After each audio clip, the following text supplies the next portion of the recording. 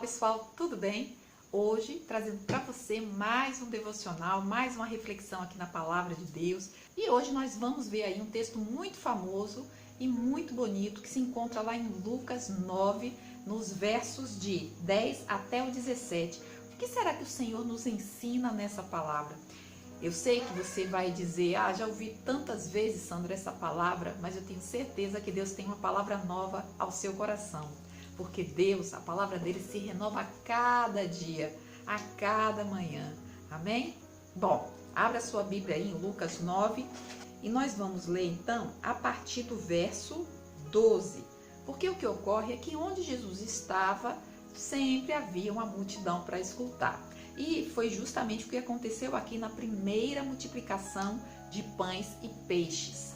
Aqui, no verso 12, o Senhor então chama os discípulos e diz assim: mas o dia começava a declinar, então se aproximaram os 12 e lhe disseram: despede a multidão para que, indo às aldeias e campos circunvizinhos, se hospedem e achem alimentos, pois estamos aqui em lugar deserto. Jesus respondeu: dai-lhe vós mesmos de comer. Responderam eles: não temos mais que 5 pães e 2 peixes, salvo se nós mesmos formos a comprar comida para todo este povo. Recordem que são 5.000 pessoas. Bom, porque estava ali cerca de 5.000 homens, então disse aos seus discípulos: fazei-os sentar em grupos de 50. Eles atenderam, acomodando a todos. E tomando os 5 pães e os 2 peixes, erguendo os olhos para o céu, os abençoou, partiu e deu aos discípulos para que os distribuíssem entre o povo. Todos comeram e se fartaram. Todos comeram e se fartaram. E dos pedaços que ainda sobejaram, foram recolhidos 12 cestos. É interessante que essa palavra aqui, nesse texto, que a gente aqui percebe a bondade, a generosidade do Senhor Jesus. Aqui a palavra de Deus diz que todos comeram e todos foram fartos e ainda sobrou. Mas veja que no verso 12, os discípulos, eles se aproximam de Jesus para conversar com ele e pedir para que Jesus mesmo, despeça aquelas pessoas. Porque se Jesus não mandasse, obviamente eles não sairiam dali. Eles queriam estar ali perto do Senhor, Eles queriam estar ali aprendendo, recebendo a bênção de Deus. E muitas vezes nós mesmos não fazemos isso, Nós estamos naquela pressa, nós não queremos ouvir uma palavra que se estenda um pouco mais daquilo que eu posso dar do meu tempo. A gente não tem essa alegria, esse prazer, do que o Senhor, como o Senhor vai abençoar a minha vida com essa palavra. E acredite, Deus sempre abençoa as nossas vidas com a sua palavra. Bom, mas o que eu quero compartilhar aqui com você são 3 coisas que a gente observa nesse pequeno trecho que eu acabei de ler. Veja que nessa grande multidão existia pessoas que estavam ali com seus corações abertos para realmente aprender do Senhor Jesus. Elas tinham sede da palavra de Deus. Tinham aqueles que estavam ali só para analisar, para ver o que estava acontecendo, com certeza para comentar, para criticar, para levar aos mestres, os fariseus. Tinham pessoas ali que realmente vieram apenas por algum tipo de interesse, O que realmente Jesus pode me abençoar? O que ele pode me dar? Se ele tem alguma doença, ele vai ser curado daquela doença. Ou seja, havia todos os tipos de pessoas, de interesses, desejos, necessidades. Agora, o que é muito importante saber é que Jesus sabia.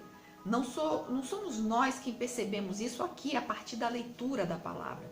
Jesus, ele conhecia em várias passagens bíblicas, quando Jesus ele se adianta para dar uma resposta, é porque ele sabia o que se passava no coração do homem, ele sabia o que estava acontecendo, o que eles estavam pensando, o que eles estavam maquinando. Deus sabe o que você pensa, Deus sabe o que você está passando, Deus conhece todos os seus passos. Tudo aquilo que você vive, o Senhor conhece. Acredite, nada passa despercebido aos olhos de Deus.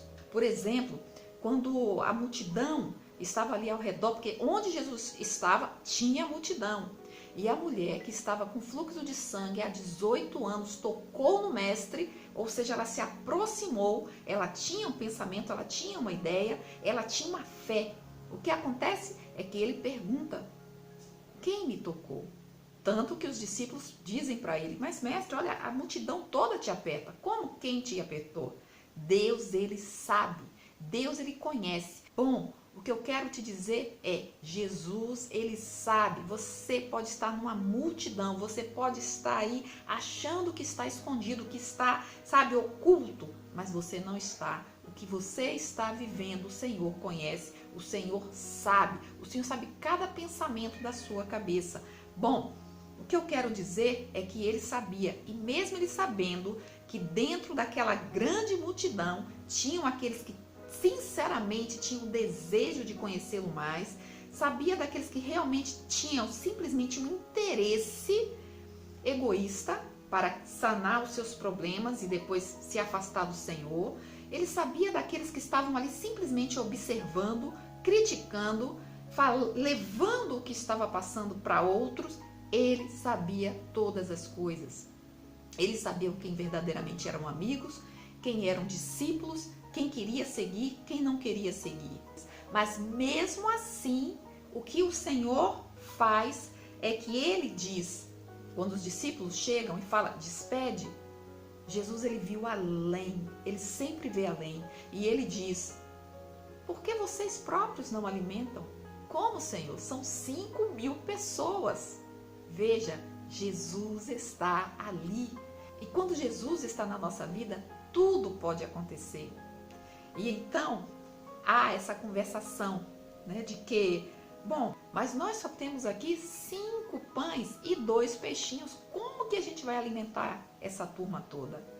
Né? O Senhor, eu fico imaginando, ele não mostra aqui a palavra, não, mas o que ocorre é que seguramente já estava chegando tarde, muita gente, eles teriam que voltar. E pense comigo, como é que 5.000 pessoas, 5.000 homens, podem estar dentro de uma cidade e tendo recursos, tendo alimentos, estando voltando, né, para a sua cidade, para suas casas? Será que eles iriam encontrar esse alimento?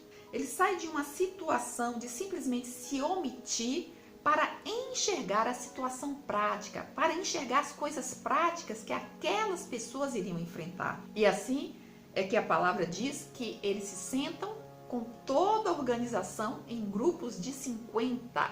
E ali ele pega o que tem para alimentar aquela multidão. E a primeira lição que nós aprendemos aqui nessa passagem bíblica é que todos nós podemos abençoar com aquilo que nós temos.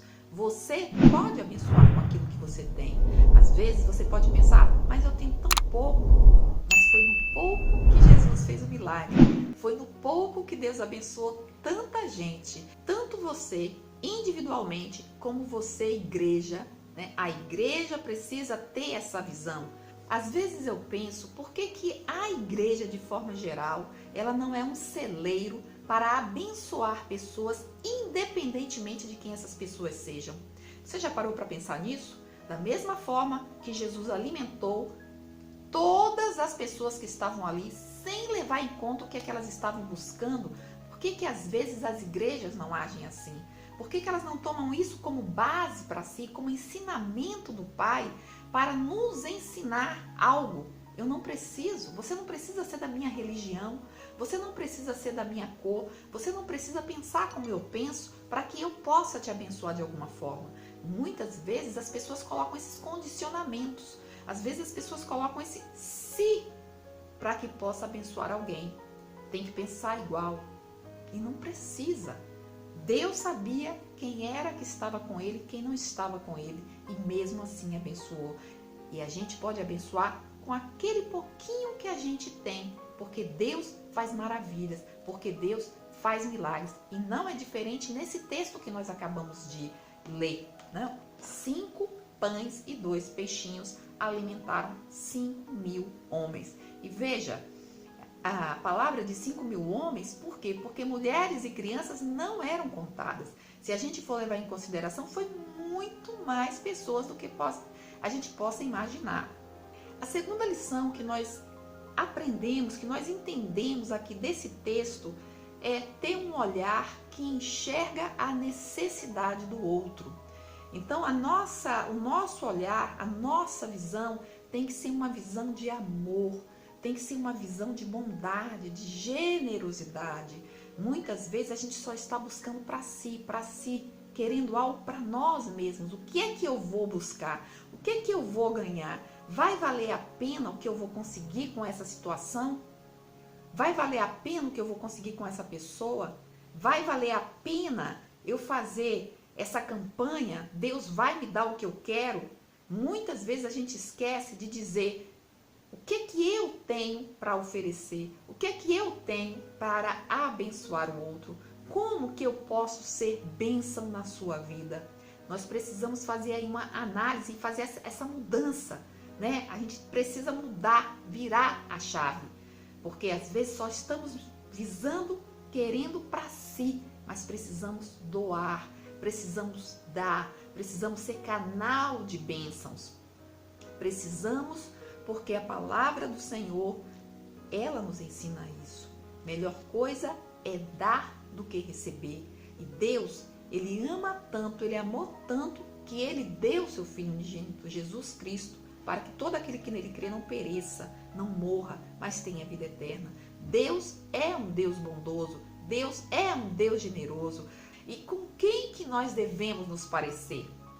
Com Deus, com o Senhor Jesus, que nos ensina na palavra dele como devemos agir, como devemos ser. Não olhar a quem, ou para quem, ou qual pessoa vai receber a bênção, mas abençoar. Qual a necessidade dela? Qual a necessidade dele? Como eu posso abençoar? Eu posso abençoar com o que eu tenho? Sim, você pode abençoar com o que você tem, porque o que você tem, o que você acha que é pouquinho, nas mãos do Senhor vai abençoar muito.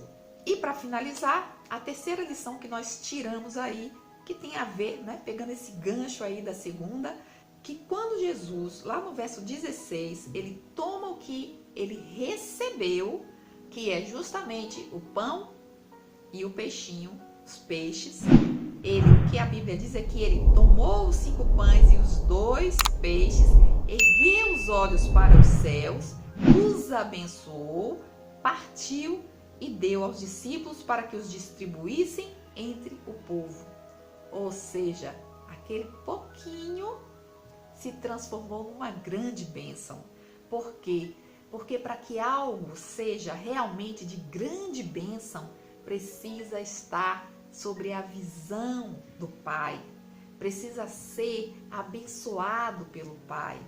Então nós não podemos esquecer, é como Jesus diz lá em João 15, sem mim nada podeis fazer. Você pode, fazer as maiores maravilhas com a sua própria força, com as suas próprias mãos, mas se o Senhor não estiver aí, se a bênção dele não estiver aí, não prospera.